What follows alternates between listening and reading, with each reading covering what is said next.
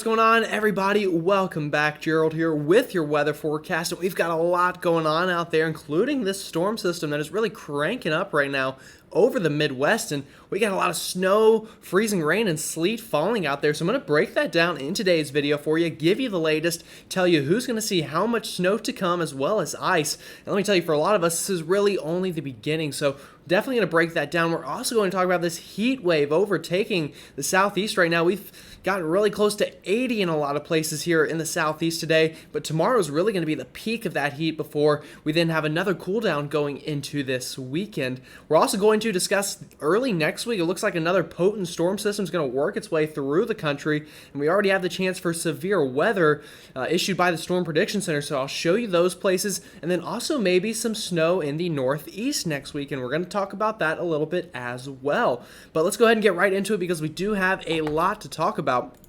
So we'll start with radar like we always do here. You can see we've got a storm here right over Iowa is where this low pressure is located, and you can tell this thing by the shape of it here. This is how you know this thing's really getting into its mature phase here.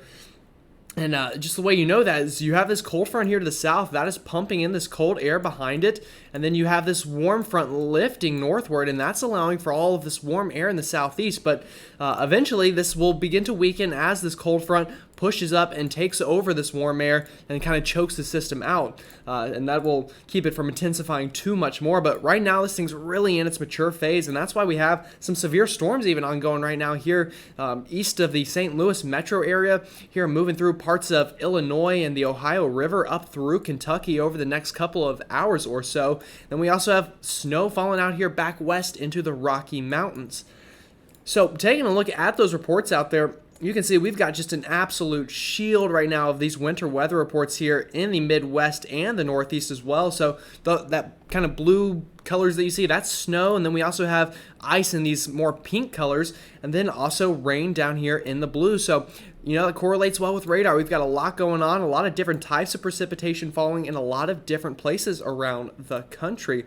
And even looking at this on satellite, you can see it. This is that piece of energy we've been talking about. It came up here out of the Pacific Ocean, and now it is bringing those impacts to the Midwest. But like I've been talking about, this is really only the first piece. We also have this second piece of energy back here over the Rockies that is also going to swing through and bring another batch of precipitation for a lot of us over the next 24 hours or so. So taking a look now at those hazards out there, I mean, look how much we got going on. We've got a tornado watch right now, although by the time you're watching this video, that should hopefully expire. And then, you know, just a slew of wind advisories here as the system continues to strengthen and gets that wind blowing. And then, of course, the real elephant on the map here is all of these winter weather advisories, winter storm warnings, and even blizzard warnings here up into the northern tier of the country. And then, of course, that is for all that precipitation that we are seeing fall right now. And then even back west out here, look at all these winter storm warnings into Northern California, even down towards Los Angeles, California. For the higher elevations down there, we have blizzard warnings. So, I mean, this is really a historic system. This is going to be one that I'm sure will be studied by a lot of people for a pretty long time, just because of how wide the impacts here and for how many people and how many Americans are seeing those impacts right now. So I'll go ahead and give you a quick rundown of the whole storm system, then we'll break it down piece by piece here. And you can see right now what we're dealing with is this big swath of winter weather and then rain to the south of that. So moving that ahead into this evening, that first piece of energy will then begin to work into the northeast, and we'll see some of that heavier precipitation work into areas of New England, including some heavy snow and ice. And then while that's ongoing, this second piece of energy back west is going to work through the Midwest here into Minneapolis, sections of Iowa and the Dakotas, before eventually working into Wisconsin and the kind of northern sections of Michigan and into the UP of Michigan, before that second piece of energy finally works into New England, going into the overnight Thursday. And maybe even into Friday morning before we finally get this system out of here, and then we can start worrying about this weekend. So giving you region by region here to show you what we're looking at right now. Again, here in the Midwest, this big swath of snow and ice. We've got ice falling just north of Chicago right now. Same for Detroit. Ice falling in that area, and then heavy snow to the north of that here through kind of the central part of Michigan, back here through most of Wisconsin, and then towards the Minneapolis area.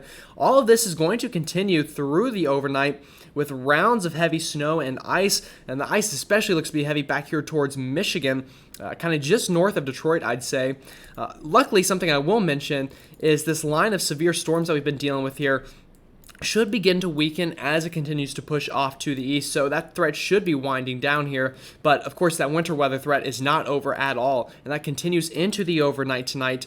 Before going into tomorrow morning, we get another batch of this heavy snow in places like Minneapolis. And then throughout the day tomorrow, the snow will continue for much of Minnesota, the northern half of Wisconsin, and then the northern half of Michigan as well. So a place like Detroit, luckily, you really should begin to clear out by the time we get towards sunrise tomorrow. But places north of that into the northern parts of Michigan, Wisconsin, and Minneapolis, or I guess Minnesota is the name of the state. Minneapolis is the city, sorry.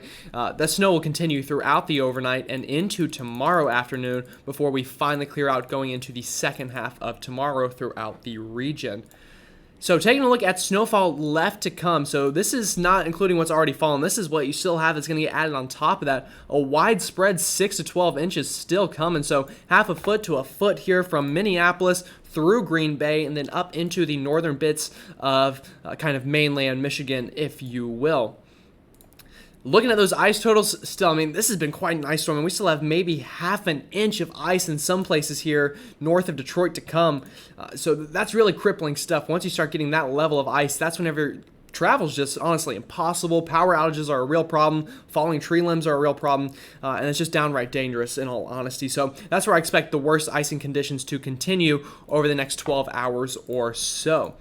So moving this into New England now, throughout the day today, we've had this first batch of precipitation move through sections of Pennsylvania up through New York State. And that's going to continue as we get into tonight. Luckily, though, that should begin to lift further north, so places like Scranton, PA should begin to get out of that somewhat as this band of heavy snow begins to lift northward. So a place like Boston might get a quick thumping of snow here this evening before likely changing to ice, mainly sleet, I would guess. But then as that's happening, the snow band is going to continue to lift northward into Vermont, New Hampshire, upstate New York, and Maine. And then overnight tonight, that band will continue to work through. And then once we're getting into sunrise tomorrow, we got heavy snow falling here into northern New England, especially into the high country. And then some sleet and icy conditions down towards the Boston metro, and especially north of the metro, I think.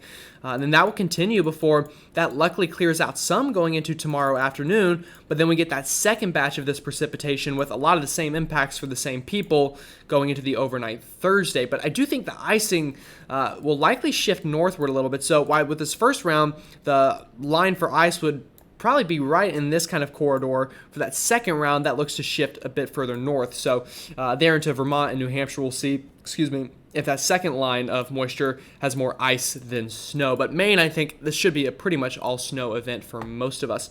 So snow to come here, a lot like we just looked at back west. Half a foot to a foot of snow here still to come into northern Vermont, New Hampshire, and here through kind of the heart of Maine. Place like Boston, maybe a quick inch or two on the front end thumping, but after that you're going to switch to ice. So most of that's going to get compacted down by that ice. So, maybe some pretty snow to start off with, but that quickly changes to ice through this kind of corridor here.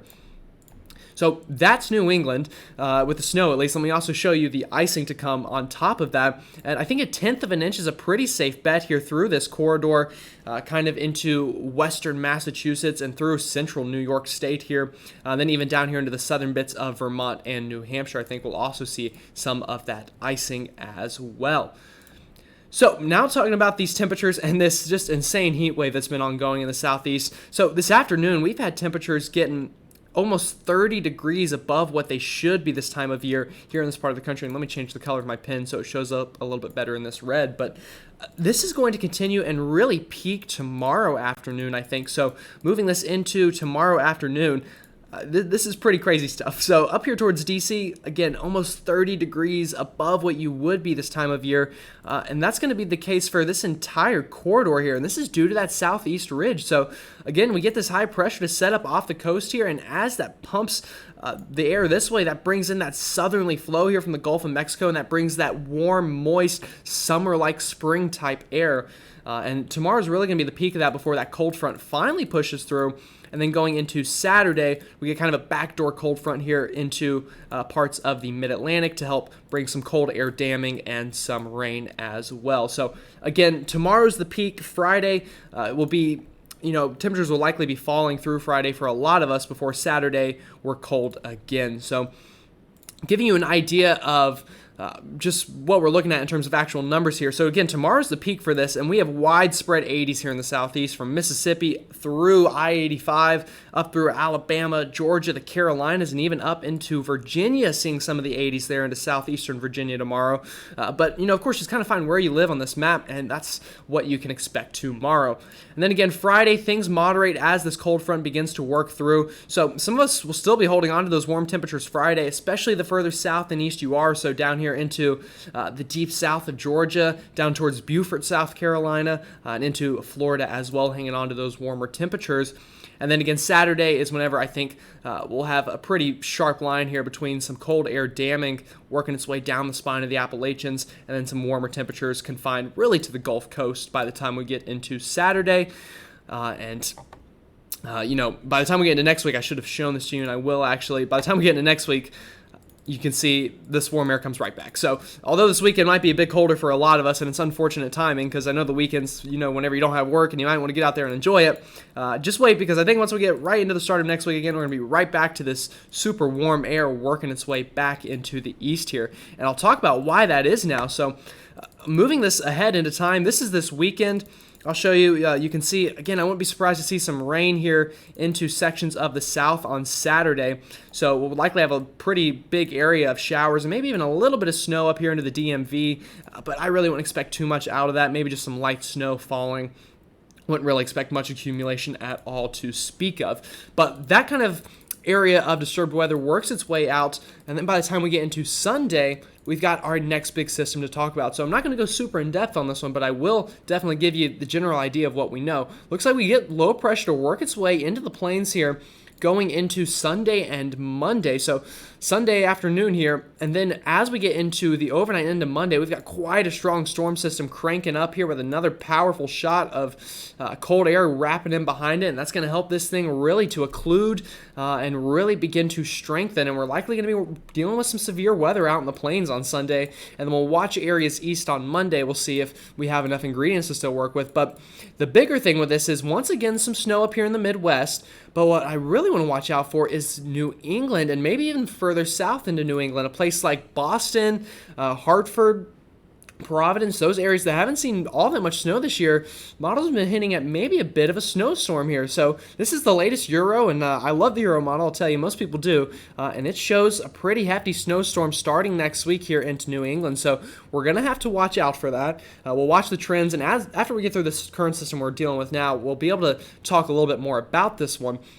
But I'll tell you, it definitely looks like we have the potential for some kind of snowstorm in New England around Monday through Wednesday of next week in that general time frame. But the other big thing is that severe weather. So Storm Prediction Center for this Sunday already has an enhanced risk. This is as high as they can really issue this far out. They're saying there's going to be severe weather here into sections of Oklahoma and Texas, here north of the Red River, I should say, because yesterday I called that the Rio Grande, and it's not. It is Red River. Luckily, I kind of corrected myself in the video, but, I had to definitely look at a map after I talked about it. But anyway, here through sections of Kansas, Oklahoma, Texas, we've got a big chance for severe weather going into Sunday, and this is going to stretch through a big section of the plains. And you'd think you're looking at a map of May, but this is February, and we're definitely going to be dealing with some severe weather out here. And of course, as we get closer, we'll break that down more for you, talk about individual threats, individual towns, cities, just how high that threat is going to be. But right now, it looks like we really got quite the chance of severe weather, and this might really be the first big-time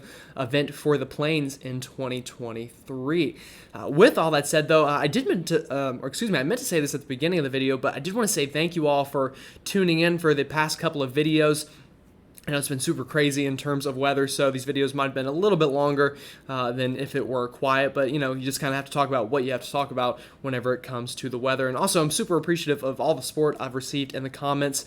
Always makes my day a ton better whenever I get to see a comment that says something super nice, and that's always cool to see. But with all that said, again, make sure you're staying safe out there. Make sure you're staying tuned to your local National Weather Service office, and even tuning into the channel. But with all that said, I will see you all tomorrow.